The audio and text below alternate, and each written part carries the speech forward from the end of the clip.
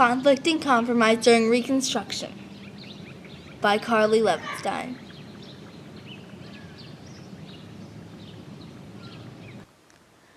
As the Civil War was ending, other major conflicts were just beginning. These other conflicts were about rebuilding the United States and freeing all the slaves. Some people believed the Confederacy should be punished, their leaders and soldiers tried for treason, and former slaves treated as full citizens equal to whites. Others believed the Confederate States should be readmitted, all white citizens reinstated, and slavery continued in the South. While the Civil War took just 4 years to fight, these conflicts started during the war and were far from over 12 years after the Civil War ended.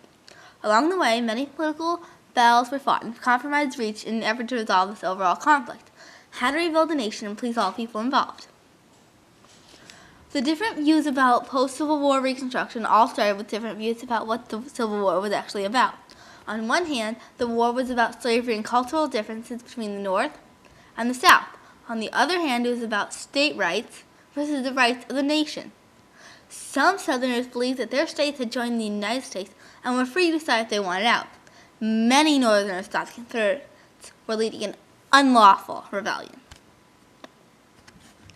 From 1861 to 1865, as the Civil War was being fought, President Abraham Lincoln was developing his plan for reuniting the country. Lincoln wanted to end slavery and to readmit Confederate states to the United States on generous terms. So, on September 22, 1862, Lincoln issued his preliminary Emancipation Proclamation and decreed that all slaves would become free in all Confederate states still in a state of rebellion as of January 1, 1863. When the Confederacy did not lay down its arms, Lincoln issued the Emancipation Proclamation and freed all slaves in Confederate states.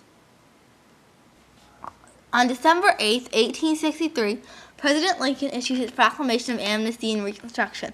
The proclamation offered pardons to those who had not been Confederate officers, had not accused Union prisoners, had not left the U.S. military or the U.S. Congress to join the Confederacy, and would pledge loyalty to the United States.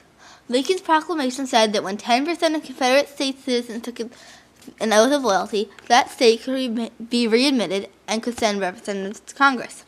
Radical Republicans in Congress opposed Lincoln's plan. They introduced the Wade-Davis Bill. The Wade-Davis Bill would have denied Confederate leaders citizenship and denied Confederate supporters the right to vote. The Wade-Davis Bill required 50% of each state's population to take an oath that they had never supported the Confederacy. Even though 50% of the population of most Confederate states could not take such an oath truthfully. So Lincoln vetoed the Wade-Davis Bill and implemented his own plan. The 13th Amendment, introduced when Lincoln was president, was ratified by the end of 1865. The 13th Amendment stated that slavery is unlawful in the United States or any place subject to its jurisdiction. The Freedmen's Bureau was established by Congress with Lincoln's support on March 3, 1865 to help African Americans transition from slavery to being free United States citizenship. The Freedmen's Bureau lacked sufficient funds and was not supported by Southern communities. However, despite its lack of support, the Freedmen's Bureau established many African American schools and monitored criminal and civil cases to protect African Americans. In March 1865, just 1 month before the war ended, in his second inaugural address, President Lincoln described the Civil War as the woe given to the North and the South by God as punishment for the offense of slavery. Lincoln called upon everyone to move forward to bind up the nation's wounds with malice toward none, with charity for all, signaling that he was not concerned with punishing the South.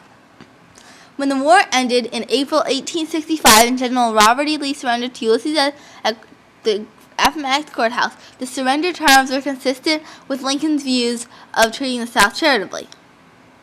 Confederate soldiers were allowed to return to their homes and their lives before the war as long as they promised that they would not continue to fight against the United States government. The Confederate Army surrendered arms and artillery, but the soldiers were allowed to keep their sidearms, horses, and belongings and return to their homes, not to be disturbed by Union forces. 6 days after General Lee's surrender, John Wilkes Booth, who led a conspiracy of Southern sympathizers who wanted to aid the Confederacy, assassinated President Lincoln while he watched our American cousin at Forest Theater in Washington, D.C. Andrew Johnson was a Tennessee politician who opposed Confederate secession. After Tennessee seceded, despite Johnson's opposition, he fled the South. When Union's army took control of Tennessee, in 1862, President Lincoln appointed Johnson the military governor of Tennessee. The Republican Party rewarded Johnson for his pro-Union stance by making him Lincoln's vice president in the 1864 election. A Southerner as his vice president symbolized the North-South unity that Lincoln wanted to restore. Before Lincoln's inaugural address, Johnson was ill and had a few drinks of brandy. At the inaugural event, Johnson slurred his words because of the alcohol and was soon nicknamed Johnson the Sod, or Drunk. When Lincoln died, Andrew Johnson, former Southern slave owner with no college education and an image as a drunk, became the 17th U.S. president.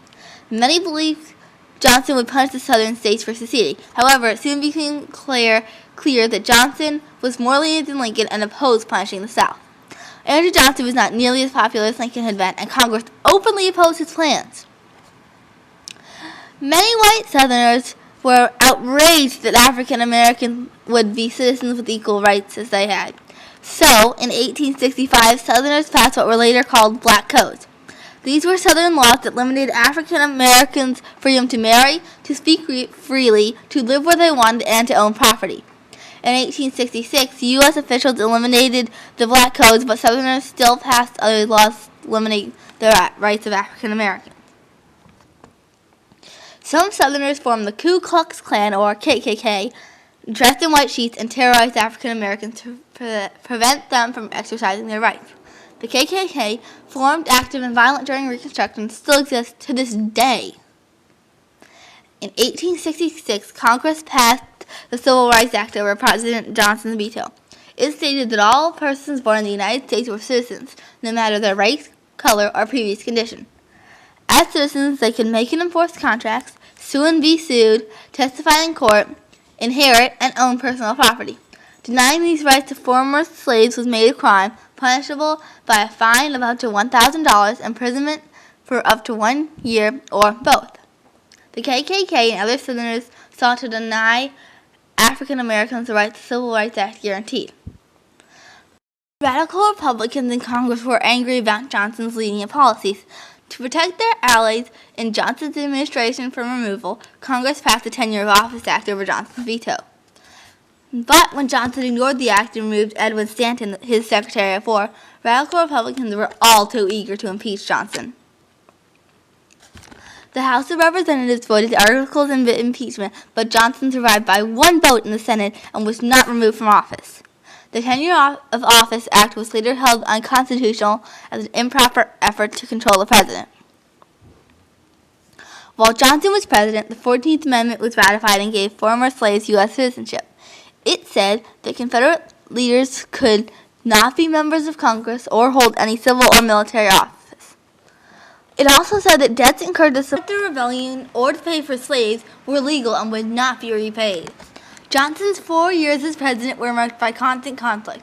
Johnson vetoed 29 bills, and Congress passed 15 of them over his vetoes, the most overrides of vetoes of any president in history. Ulysses S. Grant was beloved in the North as the leader of the army that had won the Civil War. He had absolutely no political experience but was elected president because the country needed a hero. Grant fought for the rights of African Americans. While he was president, the 15th Amendment was passed, confirming African Americans' right to vote. Although he was a Republican, Grant did not believe that former members of the Confederacy should be punished or humiliated. President for 8 years, Grant vetoed 93 bills passed by Congress, while only 4 of his vetoes were defeated. During Reconstruction, as time passed, bitter North-South feelings softened and resistance to African American citizenship lessened. The wounds suffered during 4 long years of Civil War had begun to heal. The Union still had many problems, including segregation, separation, and anger on both sides about secession and how the South had been treated after the war. There were many compromises in order to restore the Union. The condition of the country improved. However, 130 years later, some of these conflicts are still not resolved. Even today, we face racism directed at African Americans and other minority groups.